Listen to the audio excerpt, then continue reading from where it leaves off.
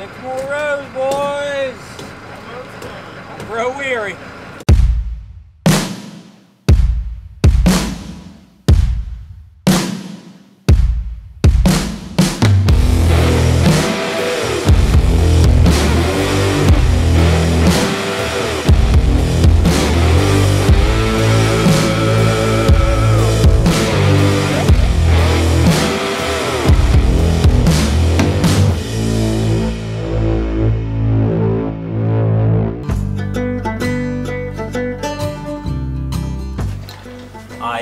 I started crabbing in 2002. I'd like to smell shrimp heads in the morning. Started full-time working for another crabber for trout line some, and then worked with him for a season and kind of got the ropes and crab pots. And next year I went and bought crab pots and started out with 300 crab pots and went from there. We fish 500 pots a day. I got 1,500 over. Oldie but a goodie. 3, 4, 5 days between sets, between checking them.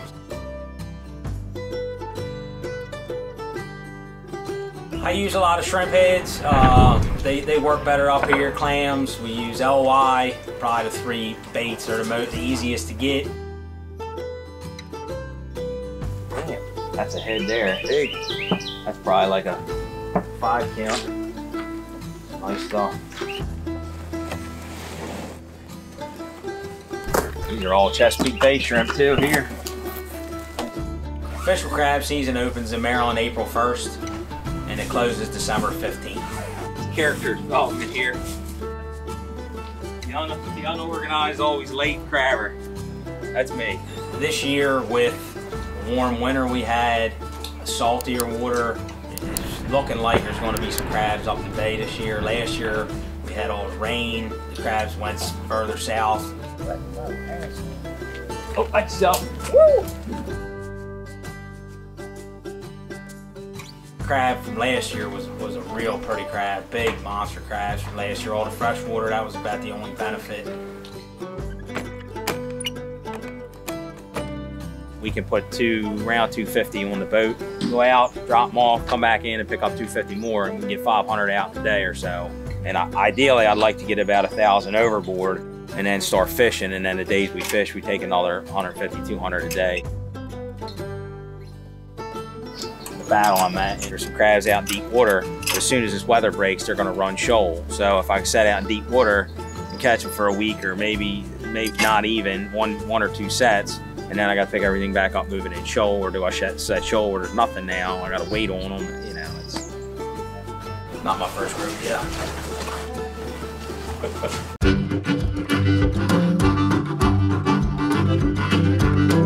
The name of my boat's Miss Paula. Mine's named after my mom. It's always been my boat's name. I had one other boat before this one.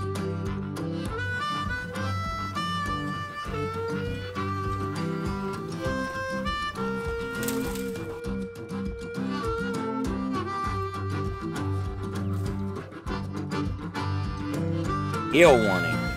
1 o'clock, 60% chance. 3, 4, 5 days of rain.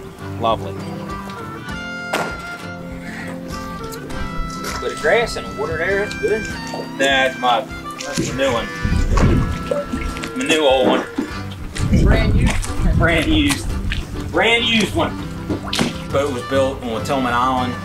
John Kinnaman built it, 40 by 12. It's fiberglass over plywood, so you have the benefit of fiberglass as far as maintenance goes, a lot less maintenance than a wood boat, but you have the cost efficiency of with the plywood. Fiberglass boat, the same boat, fiberglass would have probably been $100,000, and now this boat is almost doubled in cost, and fiberglass boats probably at least double. I mean, it's just insanity, the money in them now.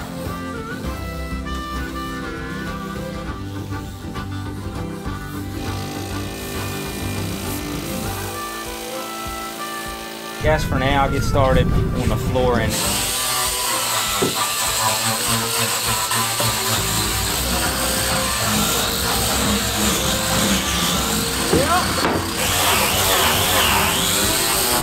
You're getting old.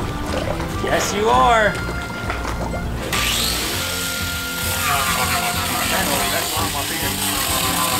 Painted it, pull it in the spring every year, painted, put new things on it. This year I went over the wheel, took the wheel off and had that gone over. Shaft comes down out of the motor and then goes through a strut, and there's a cutlass bearing in there that's rubber. And I tried to have that pressed out and it wouldn't come out. I'm gonna have to have that done next year, but so that helps hold the shaft from, you know, stabilizing the shaft.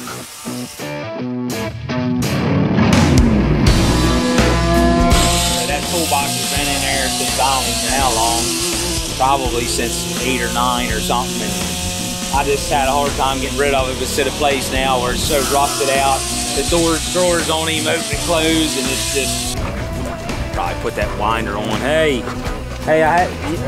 you want us to turn that water on? The water's off still. What are you gonna do with that?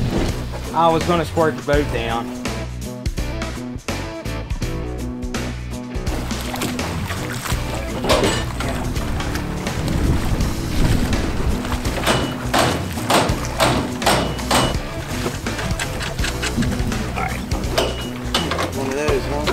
Yep.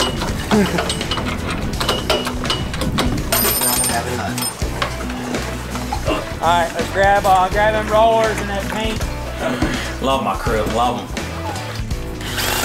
I got one guy that's been with me for 10 years, another guy that's been with me 2 seasons, and another guy that's been with me for three or 4 seasons. It's definitely a job you gotta love. It's not for the faint of heart. It's a lot of monotony. Closing your eyes and going to your happy place. I mean, it's just pot after pot after pot after pot after pot all day long. And like a line. Because we don't get started early, we try to get it all done in a short amount of time as we can. And I want to get home. Everybody wants to get home. We know we got 500 pots of fish. That's what we're going to fish every day. And if it's blowing, if it's hot, if it's whatever, we got to get to 500 pots. So you guys know that. I mean, it's kind of nice to know how many rows we got left, what we got to get to, and kind of a benefit, I guess. We know what we're going to do in a day. And guys I got working for me, I mean, they're a blessing. They're guys that they love it too. They want to be here. You know, getting guys to show up every day, it's tough. You know, a lot of guys will show up. They want to be crabbers. They're going to show up first couple days, and then, you know, after getting up early and the sun beating on you and the waves, I mean, just standing in one place, it takes it out of you today, and it's very, very tiring, long day, even though it's only 6 hours.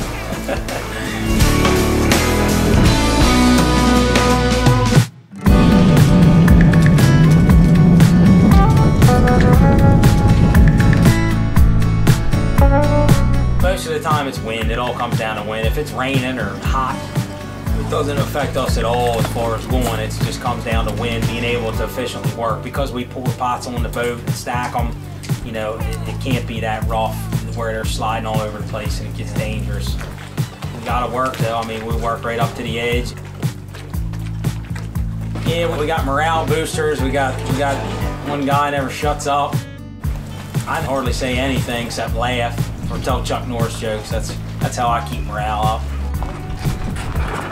A lot of days we're just grinding along, you know what I mean? And sometimes we won't say a word for 2 or 3 rows.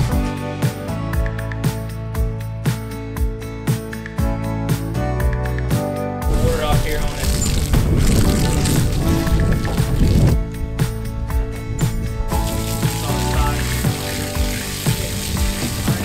Sunshine, rain, wind.